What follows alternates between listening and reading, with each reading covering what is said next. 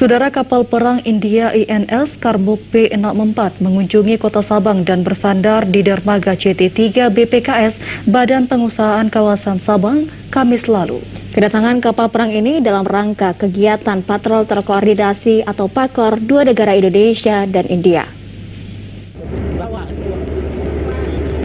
Kedatangan kapal perang India INS Karmuk P64 di kota Sabang dalam rangka mengikuti acara penutupan patroli terkoordinasi atau PAKOR Indi-Indo 38/22 yang dilaksanakan di Mako Lanal Sabang pada Kamis kemarin. Sebelumnya kegiatan dibuka di Port Blair, India pada tanggal 13 Juni 2022.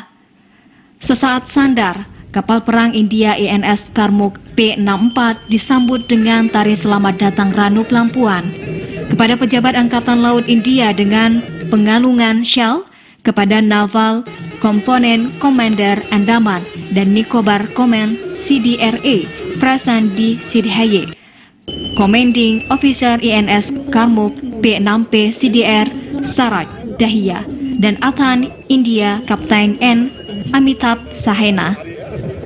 Kapal perang India INS Karmuk P64 merupakan kapal perang jenis Cora Class Corvette dikomandani oleh CDR Saraj Dahiya.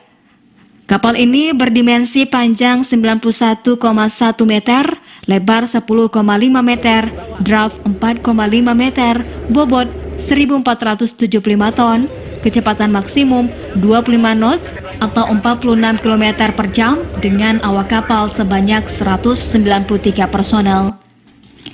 Hadir dalam penyambutan Dangus Kamla Koarmada El Laksma TNI Haris Bima Bayuseto SEMSI, Wali Kota Sabang diwakili Asisten 1 Andri Norman APMSI dan Lanal Sabang Kolonel Laut PRD Sunario ST MM, selaku dan Satgas PAKOR Indi-Indo 38/22. Selanjutnya atas Pertahanan India Kapten Amitabh Sahena, Konsul India untuk Medan Mr. Subham Sain, Komandan Kri CND 375 Letkol Laut P. Dedi Gunawan, Forkopimda Sabang dan prajurit Lanal Sabang.